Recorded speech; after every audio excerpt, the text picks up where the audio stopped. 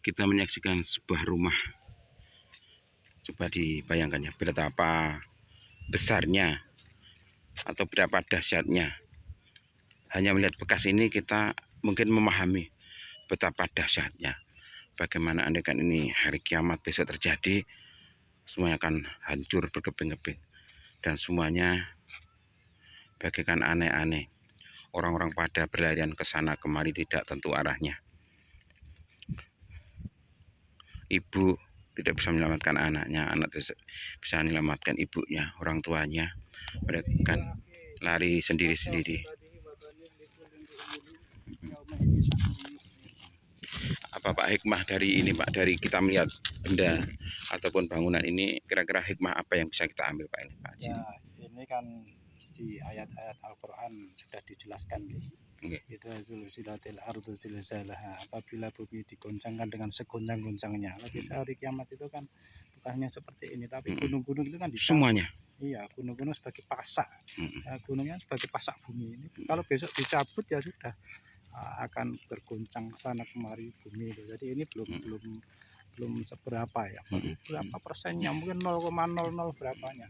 Kalau hari kiamat itu Masya Allah seluruh dunia. Iya, jadi laut berguncang karena gunung-gunung sudah diambil bumi sudah diambil pasaknya, gunung yang berterbangan seperti aneh-aneh kan digambarkan seperti itu. Lalu bumi juga mengeluarkan airnya. Nah, sehingga itu dijelaskan wa ummihi wa akhihi wa sahbihi wa banihi. Jadi ibu sudah tidak ingat lagi akan anaknya, tidak ingat lagi sanak saudaranya. Jadi seperti digambarkan Nabi Ibrahim saja yang biasanya itu sangat senang, sangat sayang dengan anak turunnya, selalu mendoakan anak turunnya, tapi begitu kiamat datang sudah tidak akan berpikir lagi bagaimana dengan anak-anak cucunya. Jadi ini betul-betul hikmah yang luar biasa kita saksikan dengan nyata betapa Allah itu kalau berkehendak tidak akan ada yang bisa menolak. Kun fayakun hanya butuh waktu berapa lama untuk bisa hancur seperti ini. Kita datangkan pasir 1 truk aja lama, bukan ini tidak ada kata lama. Hanya sekejap aja semuanya sudah hancur. Tertimbun material yang segini besar. Kalau kita lihat ini atap rumah ya Pak ya. Sampai segini ini merasa menangis sih. Ini aja yang keras segitu hancur, apalagi kita. Yang terdiri dari tulang dan daging, tidak ada. Rumah ini nampaknya sangat indah Pak ini kalau dilihat dari bangunannya Pak. Iya, ini kan katanya juga bangunan baru ya. Iya. Bangunan baru. Maksudnya konstruksinya juga sudah disesuaikan dengan konstruksi daerah pegunungan ya. Tapi melihat kedahsyatannya ya alam ya, dari kekuasaan Allah itu kan nggak ada artinya.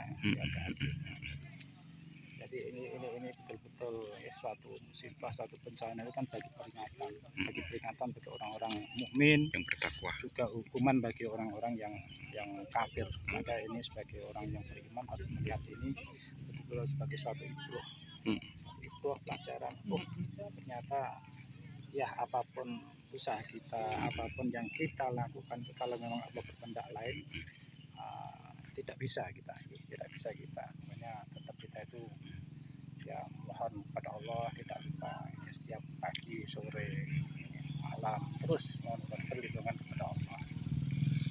Iya, kalau terjadi semacam ini kita akan lari kemana?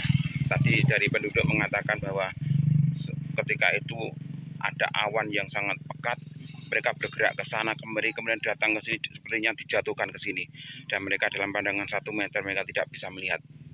Jadi mereka sangat kesulitan ketika ingin melarikan diri. Itu aja hanya sebagian wilayah ya Pak ya, bukan seluruhnya. Kalau kita lihat kan hanya sebagian kecil sebenarnya, tapi dahsyatnya Masya Allah bisa hancur seperti ini. Kita bisa merasakan tadi Pak kesedihan di sana. Penduduk itu menceritakan, menunjuk sepedanya yang hanya kelihatan kerangka 2 buah sepeda. Itu kita merasakan. Belum lagi orang-orang yang tidak berdaya, tertimbun pasir sampai sekarang belum ditemukan. Itulah. Tadi katanya ada 7 orang ya yang tidak ditemukan ya. Padahal mereka keluarga beliau, tetangga beliau ya, seorang nenek kakek tua. Masya Allah. Jadi memang di Quran kan dijelaskan musibah bismillah. semua musibah itu atas izin Allah. Jadi bagaimana menyikapi ini ya, kita menyikapinya harus langsung memohon kepada Allah, jangan melalui yang lain. Kalau biasanya melalui yang lain itu kan akan mengundang kemurkaan Allah, Malah justru mengundang. jadi begitu ada bencana itu kan biasanya karena memang ada apa itu hal-hal yang mengundang kemurkaan Allah, sehingga Allah pun menurunkan apa itu bencana ini. Untuk sebagai apa? Sebagai peringatan. Karena Allah sayang kita ya, Pak. Ya Allah, saya melihat ini batu sebesar itu menimpa. Ini di atas, di atap.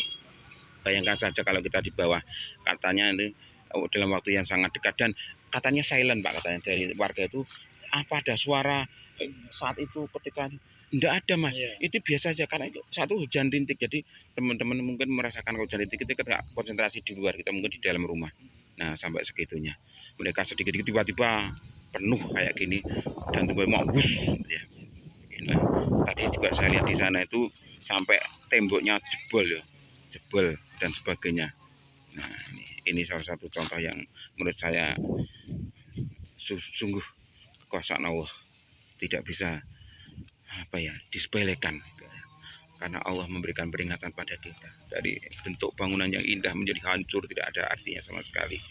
Dan mereka otomatis akan meninggalkan tempat ini. Besok semua warga tadi ditetapkan kepada penduduk bahwa semua warga besok ini tidak akan menempati sini lagi, karena sudah terbukti adanya bencana sehingga sudah dibuatkan oleh pemerintah tempat yang lain. Nah, semoga Allah memberikan kekuatan pada penduduk yang ada di sini dan mereka ikhlas dengan apa yang telah terjadi. Semoga mereka bertambah keimanannya. Insya Allah begitu. Ya, monggo, Pak. Ya. Kita akan mencari rumah ini ya, satu rumah yang tertimbun, jendelanya pun tidak kelihatan.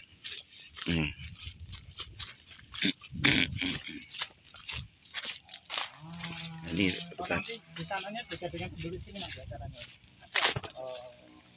nah, ini teman-teman, sampai bisa masuk segininya loh, segunung segini loh.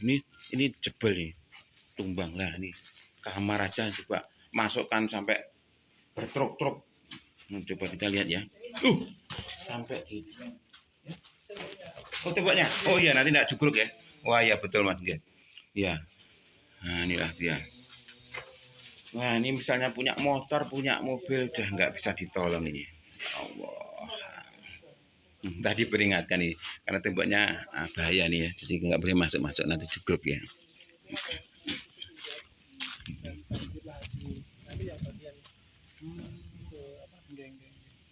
Yang utara baru terkena.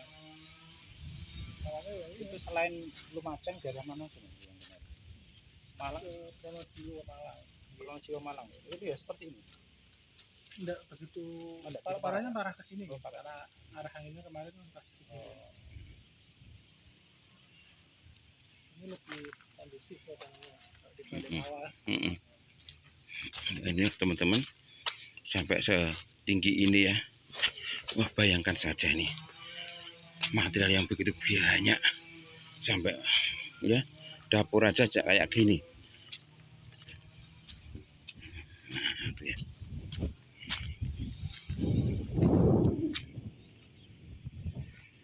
Ya Allah, ya Rabbi. Nggih, kandang nggih.